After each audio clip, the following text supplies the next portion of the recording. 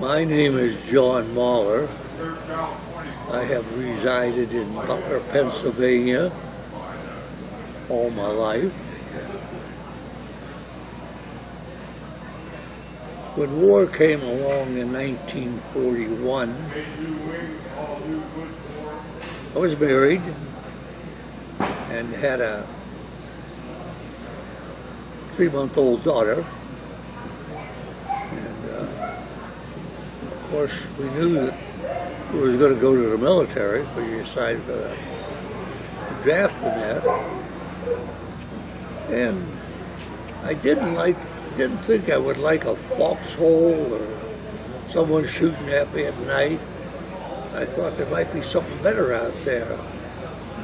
So I volunteered for the cadet program. And let me say it was an interesting program. And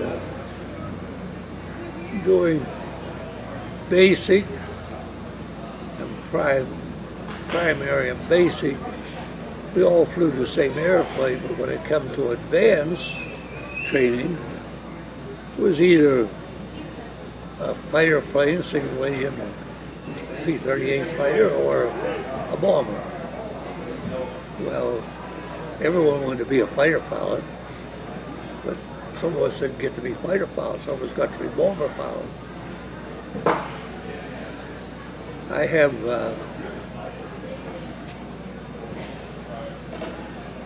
an instance that I just saw the exhibition of the Tuskegee Airmen, and I have very vivid in my mind an experience I had with one of them.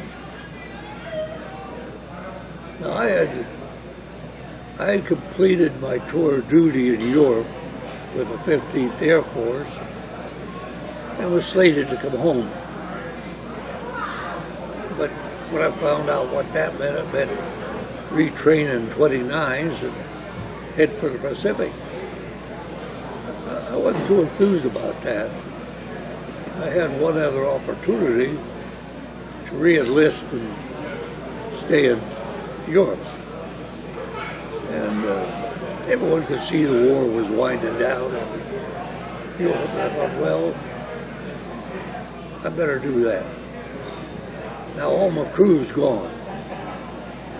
And I was just a substitute wherever they needed me. Well, I can remember it was in March of, about the middle of March of 1945, that I was assigned to be a pilot on a B-17,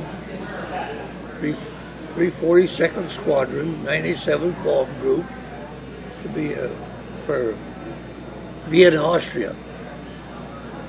Now, by that time, Hitler was getting pushed pretty hard in the north, and he moved his headquarters down to Vienna.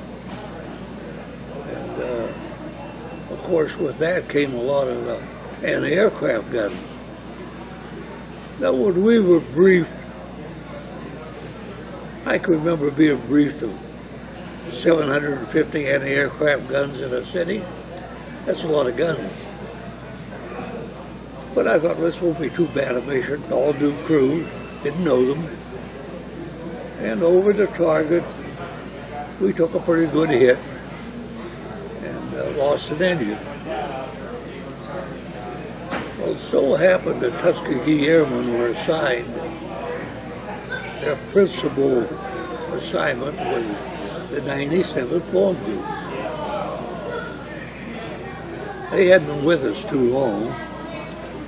We come up out of North Africa to Italy, and they joined us sometime in Italy. I just don't remember when. But it was a God blessing because they were flying 51s, and they could stay with us the whole way to the target and pick us up right off the target to bring us home. Now, if you was a straggler like we were this day, the escort didn't bother with you. You were on your own. Unless So the main group, they were probably 80, 100 miles ahead of us. We're limping along. And we see two German fighters out there. I think there were two 10s or 110s, I don't know. And we called our latitude and longitude, and, excuse me, and after there was any protection in the area, give us a little protection. Now in about 5 minutes, nothing happened, so we put out another broadcast.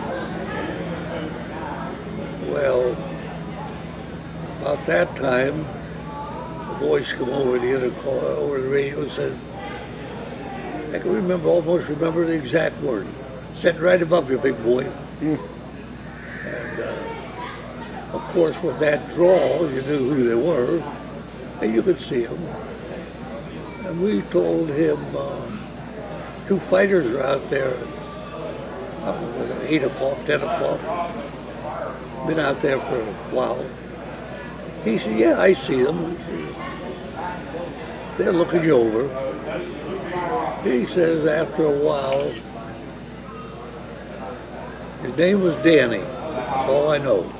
He said he was Danny. I said, I'm John. He said, I think I'll go out there and see what they're interested in. So he peels off and heads that way. And pretty soon he comes back and he says, oh, they don't see anything of interest. They headed home. But they saw who he was, too. And we chit-chatted a little bit for a while. He stayed above us. The fighters like to stay pretty high up there.